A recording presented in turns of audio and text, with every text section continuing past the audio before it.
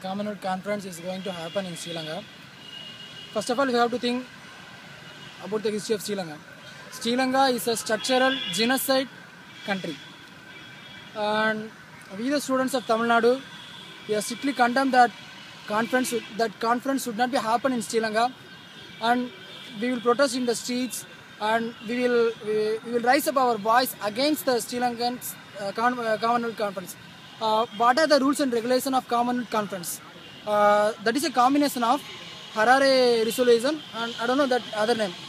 By using the Harare Resolution, Commonwealth Conference in 1973 they have banned Pakistan should not be entered to Commonwealth Conference, and Nigeria also was banned for they did genocide. In Nigeria, there is they didn't do such like this Sri Lankan Tamil genocide. Here we have lose more than 2.5 lakhs of our Tamil relations. We have lose our more than 90,000 widows are there, and more than 1 lakhs youths are they went from Tayagam, went from our Elam, and we the students, there is only one resolution for our Tamil people, that should be free Tamil Elam only. And if they conduct common conference in Sri Lanka, means students should not allow that to happen in Sri Lanka. And we the students we are ready to do anything to should not happen common conference in Sri Lanka, and we request to all over Tamil students living in Canada, living in UK, living in Norway, in anywhere Tamil student, they should not allow Commonwealth Conference to be happen in Sri Lanka. The one and only leader, our Medhagave Prabhakaran, we will go by his way, and we have to go beyond. We have to travel in all over the country. So first of all, we have to stop this conference, Commonwealth Conference there.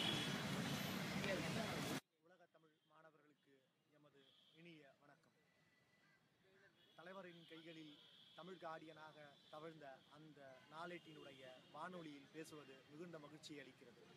இதன் மூலமாக உலகத் தமிழ் மாணவர்களிடையே பேசுவதற்கு ஒரு வாய்ப்பை ஏற்படுத்தி கொடுத்தமைக்கு நன்றிகள். நாம் தமிழர்களாக இன்று குழுமியிருக்கின்ற இந்த காலகட்டத்திலே நமக்கு மிகவும் பல செயல்பாடுகளும் பல லட்சிய கொள்கைகளை நோக்கி பயணம் செய்வதற்கான வேலைகளும் தேவைகளும் உள்ளது என்பதை முதலில் நாம் புரிந்து கொள்ள வேண்டும். நமது கண்ணெதிரே மே 2009 அன்று முள்ளிவாய்க்காலில் நமது தமிழீழ சொந்தங்களை இழந்தோம். அதைத் தொடர்ந்து இன்று உலக நாடுகள் பலவற்றின் புறக்கணிப்பால் அனாதையாக உலக அரங்கில் அரசியலற்று கிடக்கிறோம். நமக்கான அரசியலை நாமே முன்னெடுக்க வேண்டும். நமக்கான அரசியல், தமிழீழ அரசியல் நாம் உலக அரங்கில் பேச வேண்டிய காலகட்டாயம் இது. மாணவர்கள் எல்லோரும் தமிழ் மாணவர்களாக இணைய வேண்டும். மாற்று தேசிய இனங்களுடைய தேவைகளும் நமக்கு இந்த காலகட்டத்தில் மிகவும் முக்கியமாக உள்ளது. ஆகவே மாற்று தேசிய இனங்களுடைய மாணவர்களையும் நமது போராட்டத்தின் உள்ளூடாக சேர்த்து கொள்ள வேண்டிய காலகட்டத்தை உணர வேண்டும். அதைத் தொடர்ந்து மனிதநேயம் பேசுகின்ற மனித உரிமை ஆர்வலர்களையும் பன்னாட்டு மனித ஆர்வலர்களையும் சேர்த்துக்கொண்டு நமது உன்னத இலக்கான தமிழீழ கோரிக்கையை முன்னெடுத்து நாம் போராட வேண்டிய காலகட்டம் இது. நாம் இங்கு இந்த காலகட்டத்திலேயே காமன்வெல்த் போட்டி, அதைத் தொடர்ந்து அடுத்த ஆண்டு நடைபெறப் போகின்ற ஐநா மன்றத்திலே நடைபெறப் போகின்ற அந்த விசாரணை, இதைத் தொடர்ந்து நமது போராட்டம் அடுத்த பரிமாண வளர்ச்சியை நோக்கி கொண்டு செல்ல வேண்டிய காலகட்டத்தில் உள்ளோம். வெறும் தமிழீழ மாணவர்களாக மட்டுமல்லாது, தாயகத்து தமிழக மாணவர்களாக மட்டுமல்லாது, மனித உரிமை பேசும் மாணவர்களாக அல்லாது, உலக தமிழ் மாணவர்களாக ஒன்றிணைய வேண்டிய நிர்பந்தம் நமக்கு காலம் இட்டுள்ளது. ஆகவே கேளிக்கை கொண்டாட்டங்களை நாம் புறக்கணிக்க வேண்டிய சூழ்நிலையில் நாம் தள்ளப்பட்டுள்ளோம். இனத்தின் விடுதலையை நோக்கி பயணம் செய்வது நமது முதல் கடமையாக உள்ளது. உலகத்தில் வாழும் அனைத்து தமிழ் உறவுகளுக்கும் என்னுடைய மாலை வணக்கம்.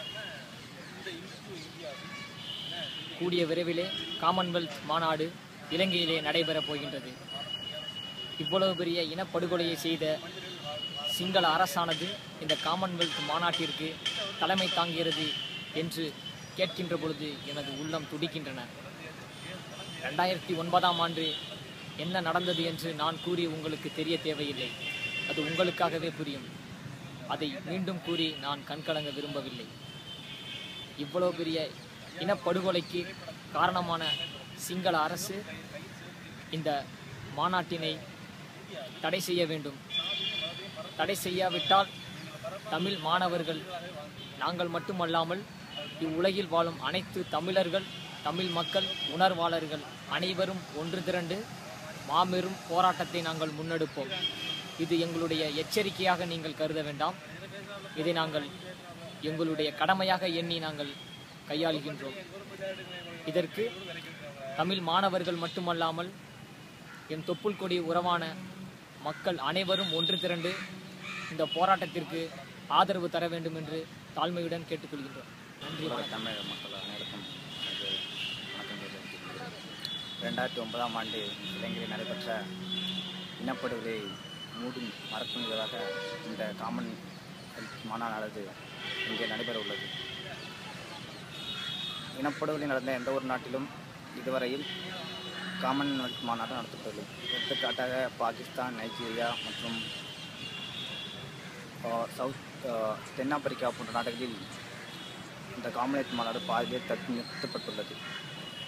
அதேபோல் 2009ஆம் ஆண்டு இலங்கையிலே நடந்த இனப்படுகொலையை ஆதாரமாக வைத்து அங்கேயும் இந்த காமன் மாநாட்டை நடத்தக்கூடாது என்று உலக நாடுகள் அனைத்தையும் நிர்பந்திக்கும் சூழலில் நாம் இருக்கிறோம். ஆகையால் உலகத் தமிழ் மாணவர்கள் அனைவரும் ஒன்று சேர்ந்து இந்த மாநாட்டை நம்மால் முடிந்தவரை இலங்கையில் நடைபெறாமல் தடுக்க முயற்சியில் எடுக்க வேண்டும். இதற்காக உலகத் தமிழ் மாணவர்கள் மட்டுமில்லாமல் உலகத் தமிழ் மக்கள் அனைவரும் சேர்ந்து இதற்கான முயற்சியை முன்னெடுக்க வேண்டும்.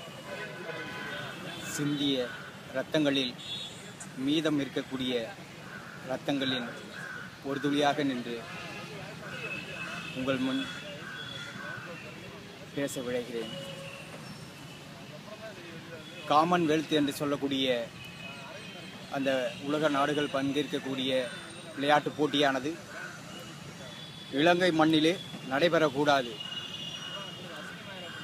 இறையாண்மையும் மனித நேயமும் இழந்து போன ஒரு மண் தான் இலங்கை.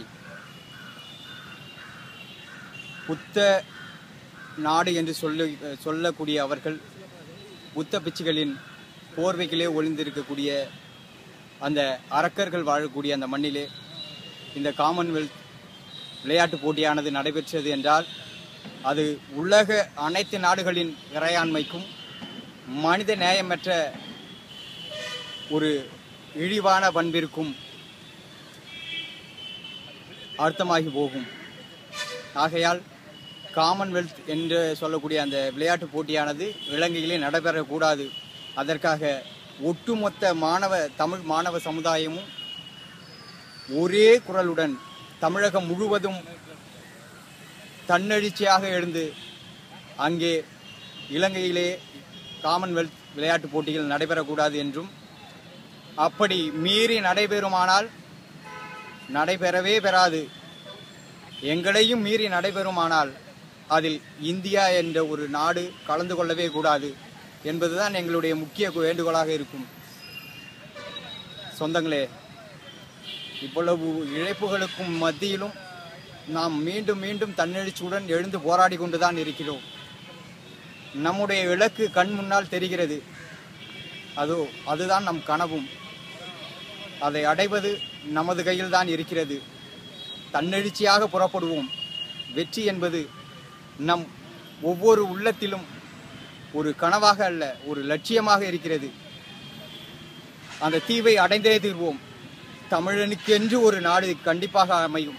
அதற்கு அனைவரும் நாம் ஒரே இனமாய் ஜாதி மத பிரிவுகளை தாண்டி ஓர் இனம் ஓர் மொழி என்ற ஒரே அடையாளத்துடன் நம் மண்ணிற்காக பாடுபடுவோம். அனைவரும் வாருங்கள், நம் மண்ணை மீட்டெடுப்போம். நன்றி. உலகம் முழுவதும் பரவி இருக்கும் உலகத் தமிழ் மக்களுக்கு முதலில் வணக்கத்தை தெரிவித்துக் கொள்கிறேன். முள்ளிவாய்க்காலில் இனப்படுகொலை நடந்த சோடுகள் கூட மறையாத இந்த காலகட்டத்தில் இலங்கையில் நடைபெறவிருக்கும் காமன்வெல்த் போட்டிகளை தமிழ் மாணவர்களாகிய நாங்கள் புறக்கணிக்கின்றோம். உலகத்தில் வாழ்கின்ற அனைத்து தமிழர்களும் அனைத்து வெளிநாடுகளும் இந்த காமன்வெல்த் போட்டிகளை புறக்கணிக்க வேண்டுகிறோம். ராஜபக்சேவை சர்வதேச நீதிமன்றத்தில் நிறுத்தி தண்டனை வாங்கி தர வேண்டுகிறோம். இலங்கையில் நடைபெற்ற ஈழ இனப்படுகொலைக்கு உரிய நீதியை கிடைக்க வேண்டும். இலங்கையில் ஈழம் மீண்டும் மலர வேண்டும் என நாங்கள் வலியுறுத்துகிறோம். இதற்கு உலகத்தில் உள்ள அனைத்து தமிழர்களிடம் ஆதரவு தெரிவிக்கிறோம். இருந்தது போதும் மடையராய், இனிமேல் வாழ்வும் தமிழராய். நன்றி, வணக்கம்.